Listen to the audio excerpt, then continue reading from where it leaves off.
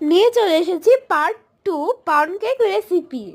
এখানে আমি ফার্স্টে নিয়েছি একটা ডিম, আর যে শুকনো উপকরণগুলো মেপেছিলাম ওটা একটা ডিমেরই উপকরণ ছিল। আর যে চিনিটা মেপে রেখেছিলাম ওই চিনিটা স্টেপ বাই স্টেপ কয়েকবার দিয়ে নিব।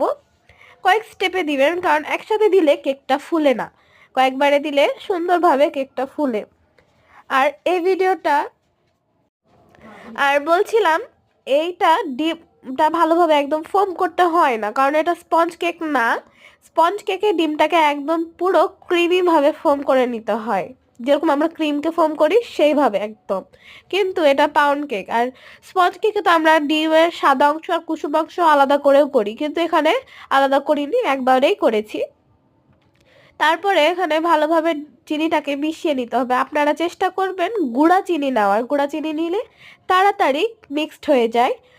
আর এমনি চিনিটা নিলে অবশ্যই একটু টাইম লাগে, সেজন্য আমার টাইম লেগেছে। আর এই ভিডিওটা পুরোটাই চিনি মিক্সিংয়েই ছিল, আর কিছু আপনাদের সাথে টিপসও দিলাম।